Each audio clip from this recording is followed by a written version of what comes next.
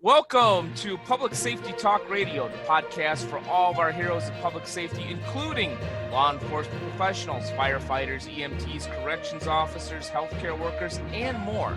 The show is produced by the POCUA and is founded upon its Soundness Initiative. This episode is sponsored by the Finest Service Organization, a provider of line of duty death loan protection through many of our POCUA institutions. I am Ken Bader, your host for Public Safety Talk Radio, and I have a fellow podcaster today, so yeah, we definitely won't have any shortage of conversation. But let me tell you about Steve Gould. He has been in law enforcement for over 2 decades now, I believe, or right around 2 decades. He has served as a natural resource officer. He's been a municipal police officer. And I know as recently as just a few months ago, he was working for the LAPD as a civilian background investigator. But as I mentioned, he is also the host and producer of Things Police See podcast. So we're going to have a great time with Steve. Steve, welcome to the show.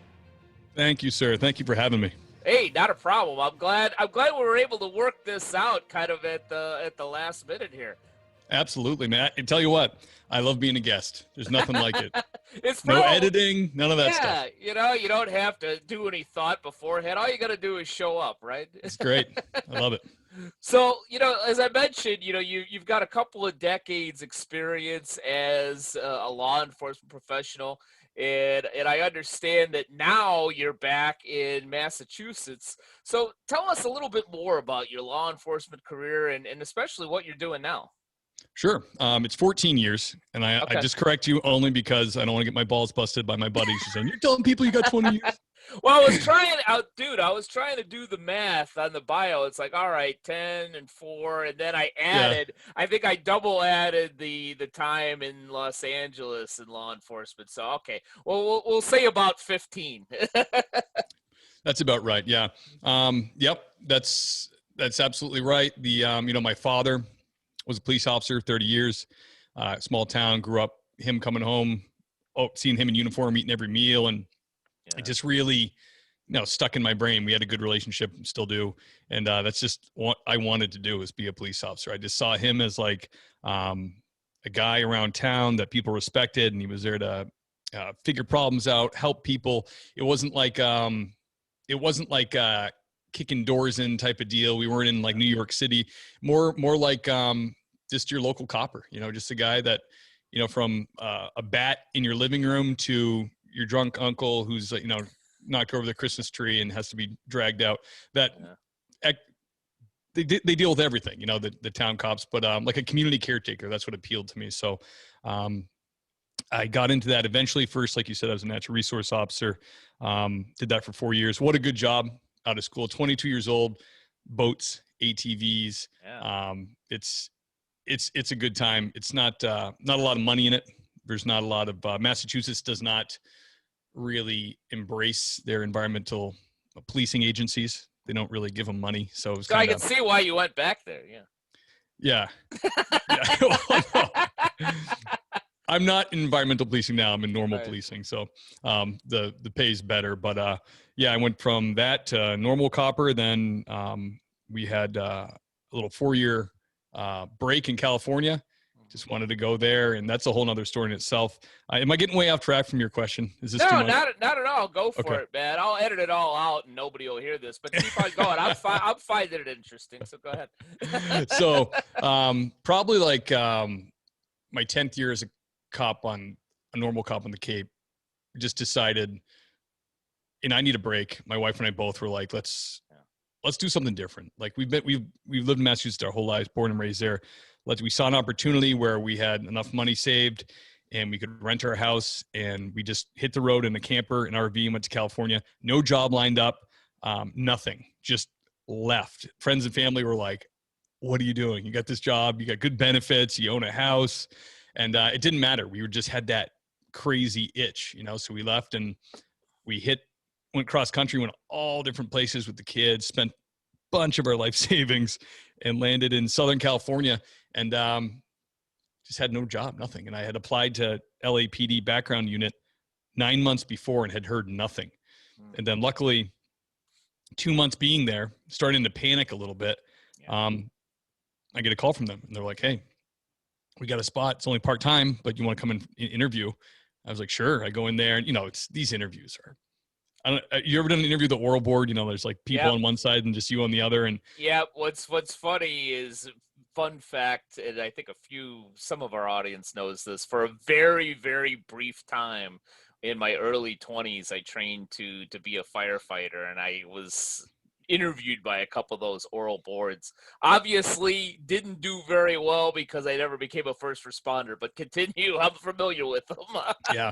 Well, hey, when I was younger, I did terribly at these things, but now I find myself in LA and I'm, 35, 36, and I did much better than when I was younger. I wasn't all hopped up, you kind of grow into it. And then it wasn't just an interview with the oral board. Then it was role playing. They're like, "We're going to have someone come in and pretend to be a candidate who's lying to you." So I'm like, oh, it was high pressure to me. I was like, oh, but evidently they liked me because not only they offered me the part-time job, they said, "We're going to offer you the full-time position." Nice.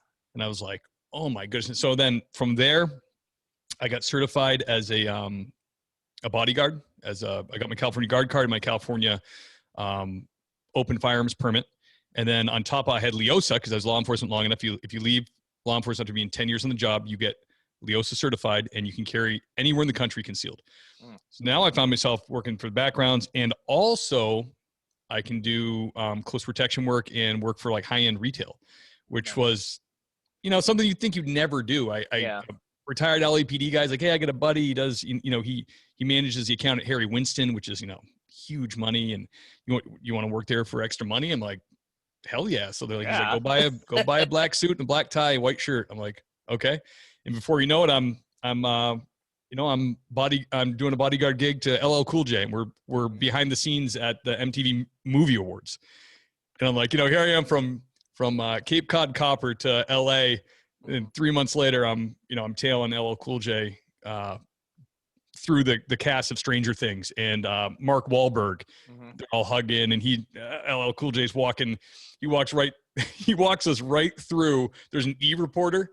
He walks right in between the reporter and the camera, starts talking, and the reporter's like, and he's like, "Oh, I'm sorry, my bad." But he's like larger than life. He's one of those guys where he's a celebrity. So we're trying to keep track of him, and like all kinds of movie stars and TV stars are coming up to him going, "LL Cool J," and he's just playing off, and he's huge too. He's got mitts on him, like bear claws. It's like, it was almost funny that I was protecting him. It's kind of like, I'm sure you could handle it. He had someone break into his house in Sherman Oaks. Oh, wow. Broke his jaw and like 3 of his ribs himself. Yeah. Then he called the police and was like, "Come pick this guy up," So I think it was just a formality, just, hold doors and, he looks important, Well, now that I know that LL Cool J lives in Sherman Oaks, which is just about a half hour north of me here in Long Beach, now I'll have to search him out. Yeah, go hang with him. And, his name is Todd Smith. Okay, yeah, I'll try not to get my ass kicked like that guy that was stupid enough to break don't surprise him, buddy. Don't surprise him. He's it's so Hollywood, that whole scene, that I just you probably know from the podcast, I have no problem saying what I think, and I don't hold back often. And I got myself banned from that detail for like 3 months. So I did it one time, and then I made a joke in front of his manager that she didn't think was funny, and I got banned from the detail for 3 months. Yeah. The joke was, I showed up for the MTV Movie Awards, and she gave me a pass to get backstage that said it was like Eric Hernandez or something, because a guy canceled and I was replacing him, but they didn't get my badge. And I go, "Yeah, I look like an Eric Hernandez, right? I look like I look kind of like Canelo, the boxer, or some stupid joke." Yeah. And she was like, "This isn't funny. Don't joke about this. You'll get kicked out." And like, I'm like, "Take it easy." And then lo and behold, my buddy who I did the detail with was like, "You might not be getting a call for a little bit for LL." Understood. But yeah, I did get calls after that. But that's the Hollywood scene. Everybody's very sensitive, Yes. Yes, I am not in the Hollywood scene, thank God, but living in Los Angeles County, I'm well aware. Even if you think something wrong, maybe you might get labeled. But we won't dig into that. No, let's not ruin the show. No, let's dig into your show, because I've had a chance to listen to a number of episodes, made mention of it in Podcast Magazine. I Where appreciate that, brother. I love it. Yep. You're welcome. You're welcome. If it wasn't a good show, it wouldn't have wound up on Podcast Magazine. Thank you. I guarantee you on that one. But your first episode landed in May of 2018. Yeah, give us an idea of the motivation to launch the show in the first place and the passion for continuing the program today. Sure. When I got in the background unit in LAPD, just to let people know what it's like, there's probably like 7 or 8 police officers and then like 40 civilian background investigators. Now, the civilians are all retired police or were police at some time, or federal agents, or it's all different walks of life. I worked with federal agents to local police to state police, all a mixture of people who either got injured or they retired or didn't want to be on the street anymore. So that was kind of us. So at lunchtime, we would go to our little cafeteria area, and we'd sit down, and these guys would tell stories. And I'm no stranger to cop stories. They're war stories. Absolutely. There's even a podcast for that too. But go ahead. Exactly. So the stories were just so compelling and so insane. And some of these guys, some of these cities around Los Angeles itself, and some of the cities around them are just brutal with what they see and deal with. And it's just, I thought to myself, and this is when it was really starting to heat up, the national police thing. It was like getting worse and worse, and it's never stopped getting worse. But I'm thinking to myself, if people could be a fly on the wall and really listen to these guys and see how much they, A, really care about people, and B, what they really have to look at and see and process, and how do they do it, I think they'd have a real appreciation for police work if they could really just hear what it's really, what these guys really have to see and go through. Put yourself in their shoes, So I thought, damn, I wonder if I could get these guys to talk, I figured not all of them want to talk too. No, yeah, some of them don't. It's true. Like some of the best stories, the guys didn't want. Like 2 desks down for me was the supervising detective for O.J. Simpson, and not only did he have great stories from that, but he had great stories, crazy good stories from, like the '60s, being a cop. Like he, waking up in the passenger seat of the cruiser on like a midnight shift, and your partner's firing, has gone out the window on the car chase, and you're like, car chase? You end up crashing in Pomona and getting in a shootout. It's like crazy stories. But he didn't want to come on. I get it. But so I thought, let me try. So I asked some of these guys, and they were surprisingly willing. The first dozen people, they were like, yeah, that sounds like fun. I'll do that. And they're retired. So what better than a retired cop? Because they don't care at all. And a lot of them were getting pissed off with the national, with the division in the country, and how inaccurate it was, and how all these falsehoods and all this the propagandizing the media does to really trick and fool people's minds. Like because they're at the point where some of these guys have family members, nieces, nephews, that say things like, I know you were okay, but 85-90% of cops are no good. Like this is the stuff these guys have to hear. So they were more than happy to come on and be like, you know what, we're going to let it rip. And I tell them, I say, listen, don't hold back. If you swear in normal conversation, swear on the podcast. It's okay. I don't cuss a lot myself, but don't hold back. And if you think his story is too gross, that's a story I want to hear. Just because I really want people to know, and some of the stuff, I mean, there's over 60, I think there's 67 interviews now. And man, I was kind of, before coming on here, I kind of went through just to kind of catalog and see some stories, and they're just rushing back to me. And I'm thinking, wow. And these guys, I mean, make no mistake, these guests are the star of the show. These are the guys I rely solely on them to bring it. And they just always do. Even a small town cop who's been on the job for a good amount of years is going to have stories that will blow your mind, and that's it. That's what I wanted to do. I wanted to bring it to the people. I wanted people to appreciate these guys. And, I think it's working to a small extent. It's getting out there, Now a word from the POCUA. The POCUA can suggest a credit union that serves public safety professionals in practically every state in the country. 3 states we definitely have covered are Nebraska, Iowa, and South Dakota. The Police Federal Credit Union of Omaha is, first and foremost, a passionate financial service provider to sworn and civilian law enforcement and their families. Possibly more than any other profession, sworn and civilian law enforcement perform a challenging job, and they do it with pride. Police Federal Credit Union of Omaha has the same pride in serving who they refer to as their blue family throughout Iowa, Nebraska, and South Dakota with understanding and professionalism. For information about Police Federal Credit Union of Omaha, go to opfcu.net or call 877-329-2405. To find an institution to serve you in any of the other 47 states, go to policecreditunions.com. And always remember, if you aren't banking with a POCUA credit union, you're just working with an institution that just so happens to serve public safety professionals, and you deserve better. Putting my other hat on as the category director for true crime on Podcast Magazine is I find myself gravitating to shows that are very serious true crime. There are some true crime podcasts that are lighter, that do justice to their victims, to the victims of the cases. But I have a hard time for civilians kind of talking tongue in cheek about certain cases, people that had Right. the worst experience in their life.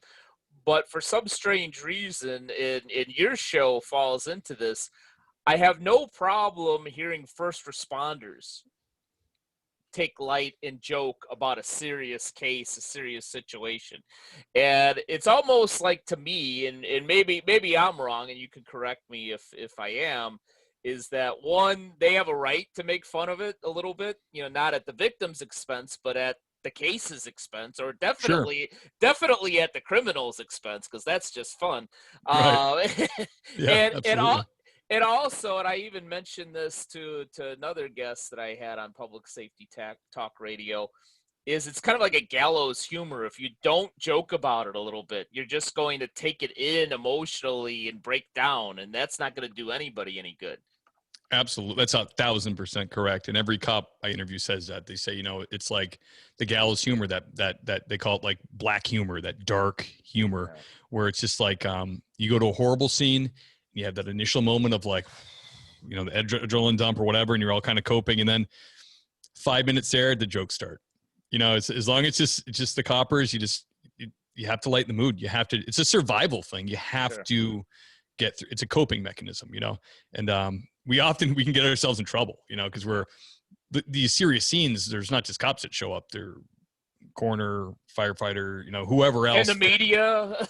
Media, family members. That's a Yeah. big one. You really got to be careful about family members, because, you don't want to compound a situation, make someone feel worse, but you're absolutely right. It's humor is such a pressure release valve for cops on the scene that it just has to be that way. And I think it's always been that, like the gallows humor, like that.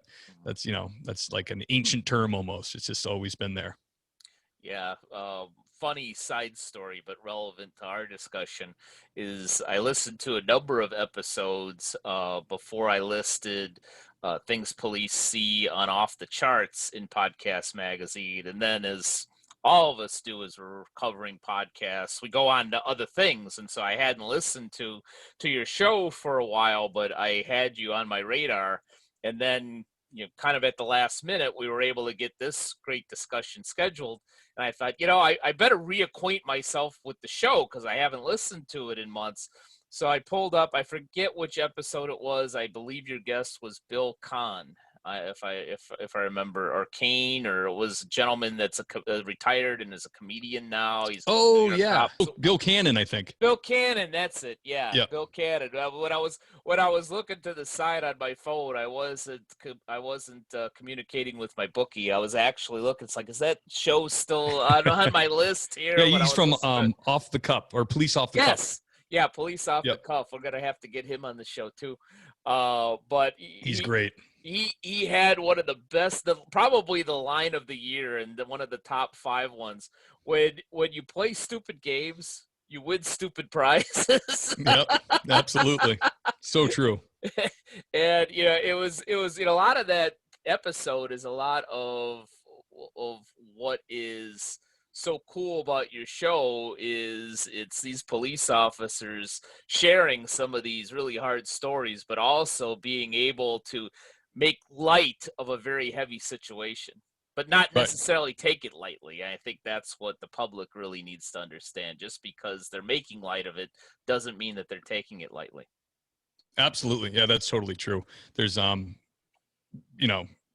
forget the next morning that we wake up, a lot of times the horrific thing we'd seen the day before is the first thing we'd think of. It's not, there's definitely sadness, and we feel empathy and for people, but like you said, you have to cope in the moment. Otherwise you'll break down, Yeah, exactly.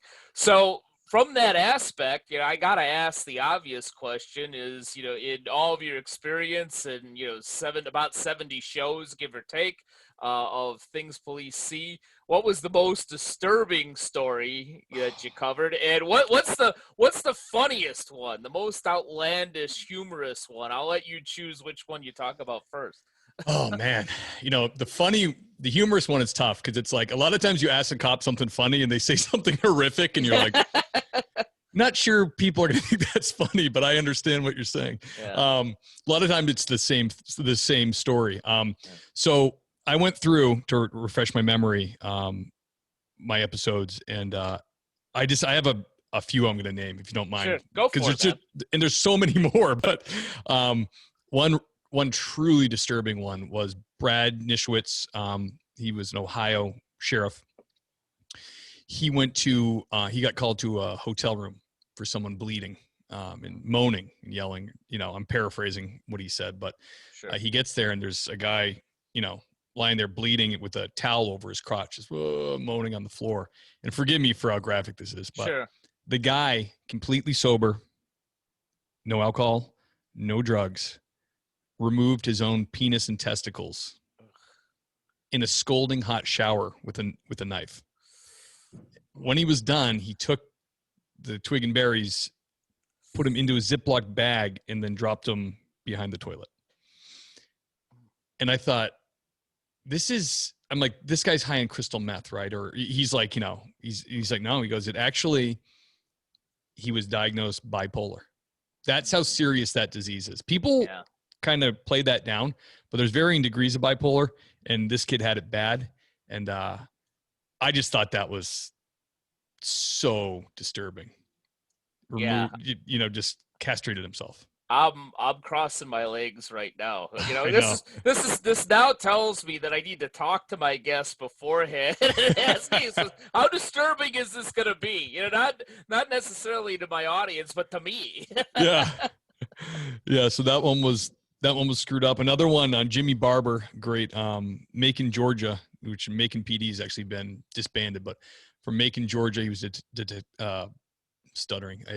homicide detective down there, and he went to a call where someone in the household was questioning whether they should have what they should do with a fetus they had in a like Dixie cup. And he was like, so she goes over the fridge, takes it out, literally has a fetus in a Dixie cup. She kept it, and I guess the person had a miscarriage, or was it a home abortion? I don't remember, but he said he was just confronted with a fetus in a Dixie cup, frozen in the freezer, and they wanted to know what they should do with it, if it needed to be buried or whatever. And that one was just like, there's more details I'm leaving out, but that one was really, I thought, disgusting and really screwed up. That's really disgusting. Yeah, I didn't listen to that episode. That was just like, even from the title, was just simply too disturbing, even for me. Yeah. I was like, well, we'll skip that one. But for those of you watching or listening, if you want to check it out, it's really easy to find on Stitcher or Apple Podcasts or whatever as you're scrolling through the episodes of Things Police See. Yeah, that's episode number 48 if you have to see it.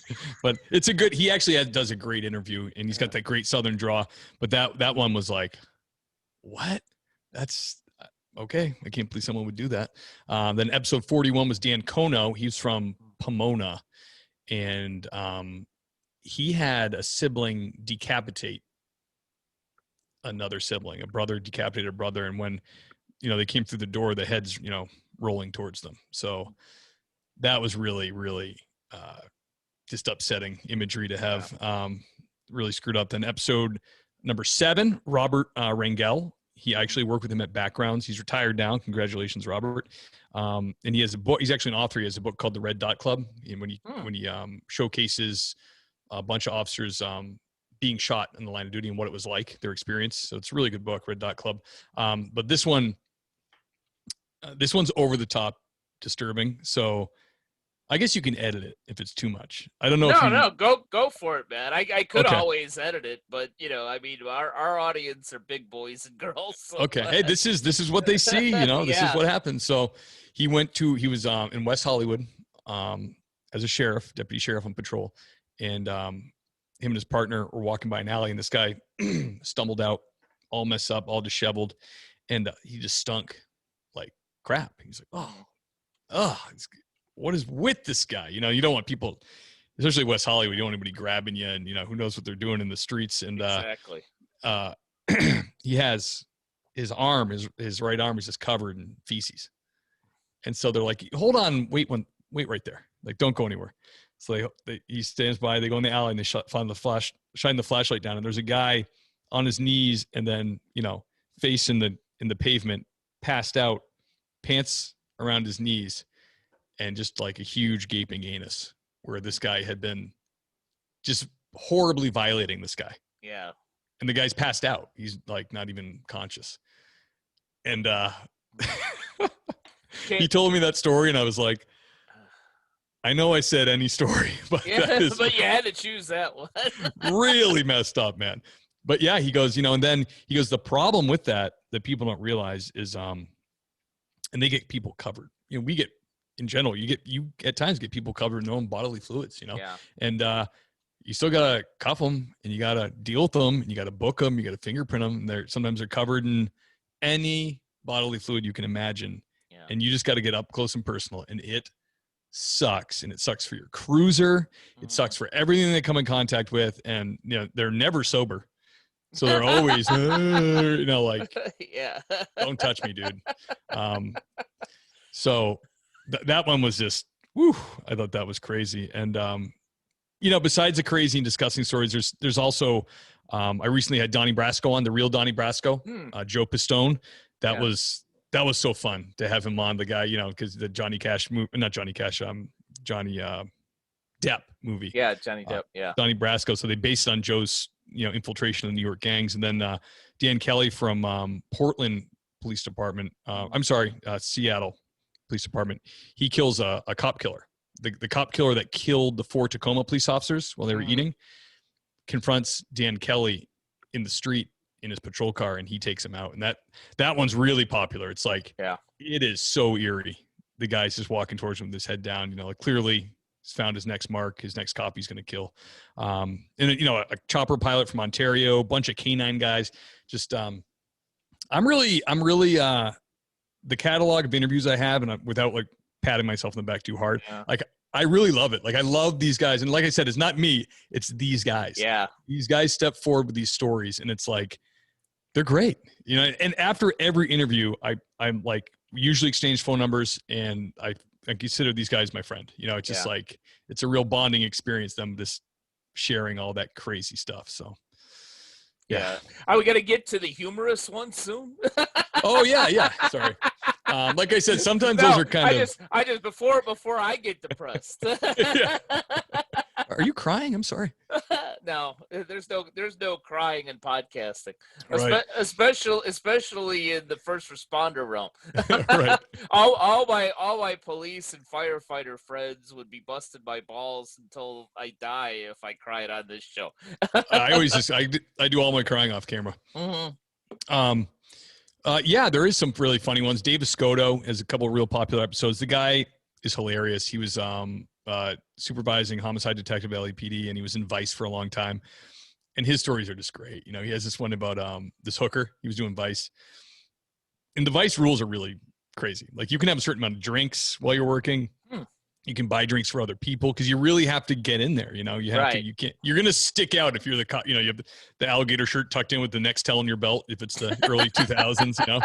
Oh, yeah, I trust that guy. Let's party with him. So anyways, you know, and they give you an allowance. They give you money to buy people drinks and your own drinks. So he was talking about that, and he said he had this one hooker who was like, he said, I felt really bad. She's like, she seemed nice, just really dumb. And he said, you know, I arrested her, and then I saw her again. Not too far later on the street. So he goes, I pulled up again. And, you know, they're always switching cars and making themselves undercover, you know. He pulls up and he goes, hey, baby. And she's like, hey, you arrested me. And he's like, yeah, but that's when I was working. Right now I'm off duty. And she's like, yeah. He's like, yeah, you know, and she had tried to get out of it the first time by flashing her crotch, and he was like, no. And he goes to her this time. He goes, you know, I really liked what you showed me last time, and I'd really like to take you up on that. And she's like, are you serious? He's like, yeah, I'm not working, I swear. So gets her in the car. He has the cops pull up. They treat him like the John, you know, they treat him like he's not a cop. Right. And then she starts defending him. She starts going, no, he's not even working. He's not even on the job right now. It was like, oh my gosh, that's so sad. He also had a good one for the was it 84 the Olympics were in LA? Yes, I think so. Either 80 or 84. I think it was, it must have been 84 because I was in high school then. Yeah. He had one for that where they were getting calls. They were, believe it or not, getting complaints that they were the Scandinavian whatever team was staying at a hotel, and they were all out sunbathing naked at the hotel. But, you know, people around in the neighborhood could see the pool, and they were like, there's all these naked, they're naked. They're not supposed to be naked. So, you know, they would put them on high spots in the city for, you know, surveillance and whatever when the big events are going on. And so he said they had the high power binoculars, and he goes, sure enough, he goes, there's like 30 Scandinavian Olympians naked. And he goes, I'm sure they delayed quite a bit before breaking that party up. But I thought he had some really funny ones. I don't know. I can't recall. There's so many other funny stories, but I'm just drawing a blank. Yeah, I'm sure I don't have anywhere near as many as you do, but having had the privilege of knowing a number of police officers and retired police officers over the last couple decades, I've heard many funny ones myself. So let's talk about your story. You're in Massachusetts now. I'm assuming that you're still working on Things Police See. You know, what's coming up for not only the podcast but also for Steve Gould? Well, what we're working on, what we started working on in California is our homestead. We have some animals. We have some Nigerian dwarf goats we took with us from California, by the way. So when we moved, we had 3 Nigerian dwarf goats in tow with our luggage. Now that's a move. Yeah. And it was a bit of a nightmare because I thought, well, I got an 18-foot stock trailer, half our stuff, half goats. I'm like, we're not going to hit rain until like New England probably. It's bone dry. No. Texas it started, and it just kept raining. The whole that there was this big system that followed us right to New England. It was horrific. But anyways, we're setting up a homestead here. We had a channel that we were doing that a little bit. We might do some more videos on doing homestead stuff, but we're gonna have chickens, goats, and maybe some hogs, and we're right before I came on with you, we were in the backyard with the drill and with the tap, and we were tapping maple trees for the first time to Yeah. see we can get some. They say it only takes 40 gallons of sap to make 1 gallon of maple syrup. So I said, well, that sounds no wonder it's so expensive. Yeah. So we're gonna try that, and for the show, I'm gonna keep going. Like it was a tough move, and we stayed with my parents for a month before we moved into our house, and I just got the studio set up, and as you can see, I'm in the basement, and I told my wife, because we have a well, I'm like, try not to use water because that thing's gonna kick on and ruin the show. So no showers for anybody. yeah, actually, shut up. So there's the walls have like closed cell technology. They're foamed. So I really haven't got around to making this look nice. As you can see, there's some like drippage here from a window coming down next to my flag. So, but the studio it's functional. It's working. I'm going to keep doing episodes. I just put one out, I think last week or 2 weeks ago. And what I need to do now is just start scheduling them and doing them regularly. I don't know if you've ever taken a break or gotten out of it. It's hard. Like when you're out of it, yeah, it's like, I had them at one point. I had like 5 or 6 in the can where they were just auto publishing. It was like, this is fantastic. Yeah. If you miss a week or two, it didn't matter. Well, I've used all those. So I need to get, not only I have a stay-at-home wife and 3 kids, so I need to work extra. So you can't support a family on a cop salary without overtime, Right. So I need to work extra hours, but also I need to book some guests, so, hey, any of your buddies, anybody, let me know. I'd love to have them on. Every cop's got a good story. So I'm looking for guests, and I'm going to keep marching forward. It might take me a little bit to get regular episodes out, but the cops, I don't know if you knew we were doing Cops in the News for a while. It was kind of a segment where I saw that on your podcast listing on the on your website. I saw Cops in the News. Yeah. I don't remember hearing one of those segments on any of your shows, but obviously I haven't listened to all of them. Right. Yeah. We started doing with my good buddy Ken, who's a LAPD officer and background investigator. We started doing Cops in the News, and it was so fun. He would collect topical stories for dumb things cop did, good things cops did, and political stuff. But the problem is it's become so red hot, the political climate, that, and we would get carried away making fun of, politicians and whoever else. Well, that used to be fine and fun and whatever. And as long as you're not talking about your agency, you know what I mean? Like, as long as you're not like spilling the beans about where you work. But that's not true anymore. Now it's I could literally be suspended. Like there's a little thing called behavior unbecoming a police officer, which is this horrific catch-all clause where they can go, well, you know what, being conservatives unbecoming because you made fun of this politician, or you said this, or you gave this opinion, and it upset a member of the community, and they said they're not comfortable with you coming to their house now because you said that so and so is X, Y, and Z. It's become that bad where it's like there are it really feels like you don't have freedom of speech. It's like you can't. I was afraid for my job. I'm like I can't keep. I'm getting carried away. I'm speaking too much of my opinion about politics, and because it's the show turned into that the Cops in the News because it was so bad. The attacks on police were so bad that you just want to defend it. But unfortunately, going active again, I got at least do it, man. I got to pump the brakes for a little bit, Well, you can always send it my way. I'm not a police officer. I've got my own business. Worst thing that happens to me is somebody doesn't work with me. Right, I don't get fired. You can pick up the mantle. Yeah. But I always think that if one liberal isn't going to work with me, there's at least 3 conservatives that I can probably get to say, yeah, I hear you, man.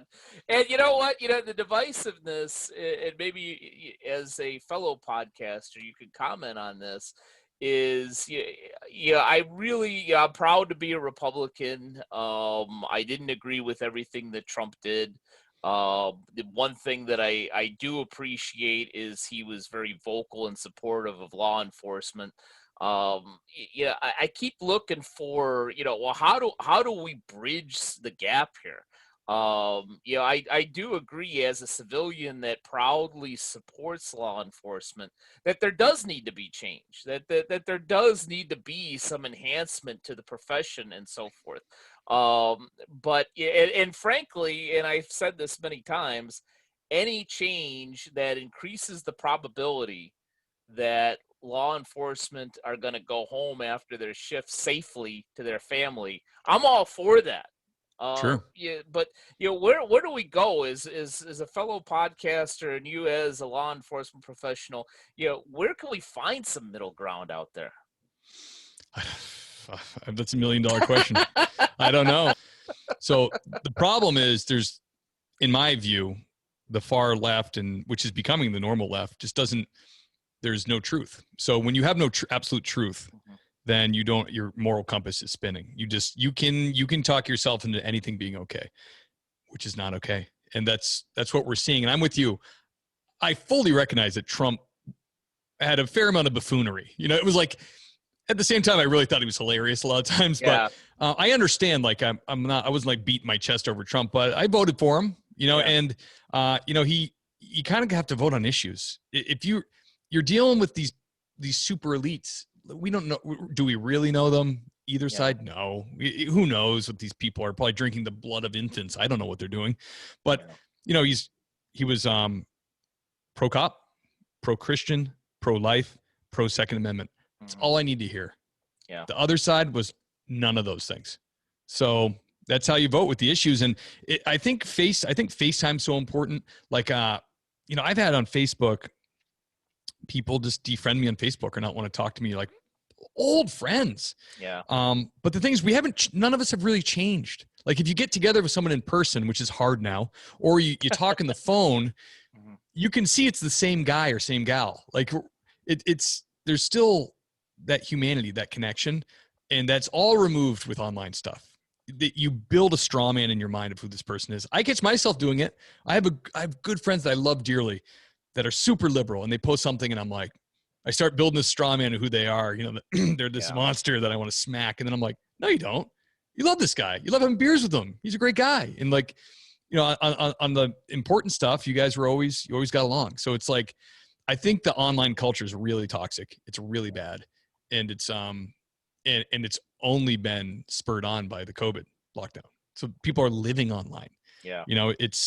I don't know what the answer is. It's scary, and it's really nuts. I work right now in a pretty liberal area. There's Western Massachusetts has patches of conservatism, but patches of liberal communities. And it's a lot of liberal stuff.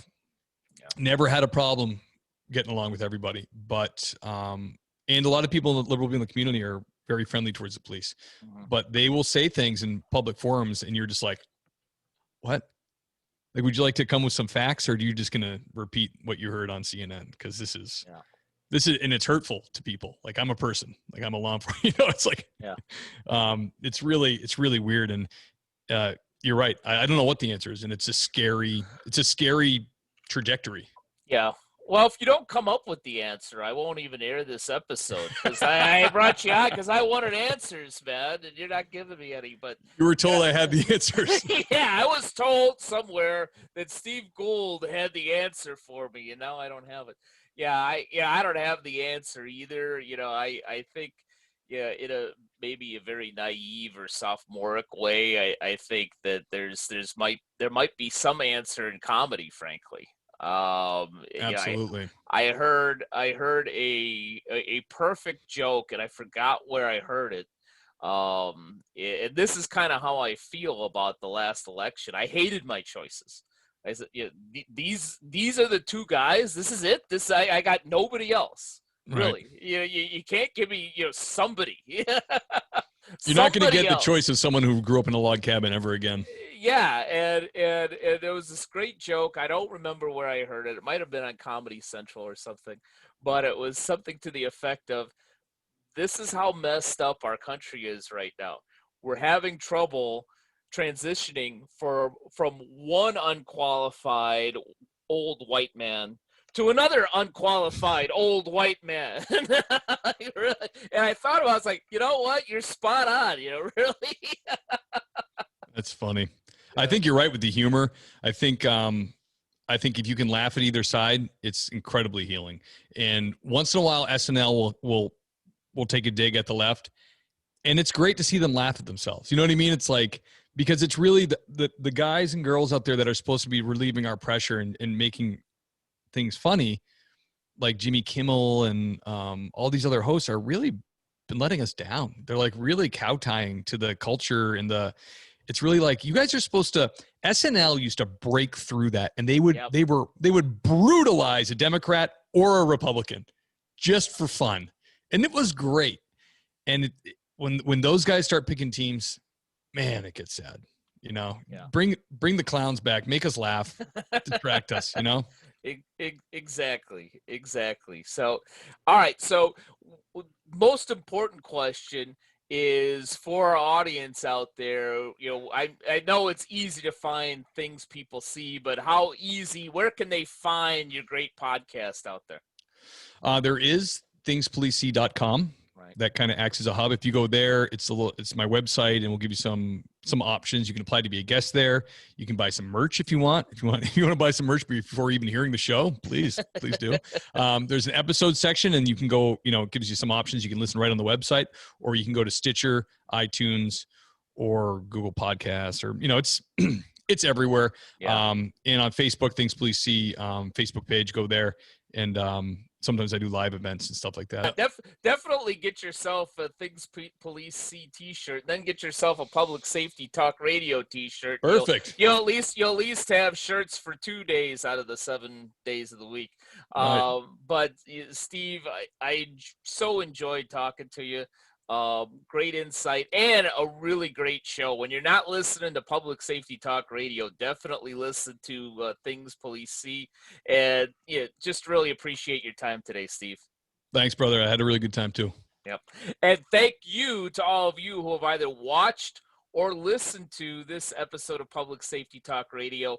And we'll be back with you next week with another great guest. Public Safety Talk Radio is produced by the POCUA. The POCUA is a consortium of financial institutions serving law enforcement as well as other first responders and public safety professionals. To learn more about our association and to find one of our credit unions or service providers near you, go to www.policecreditunions.com. And always remember, if you aren't working with one of our POCUA credit unions, you're just banking with an institution that just so happens to serve first responders. As a public safety professional, you and your family deserve better. Find a POCUA credit union today.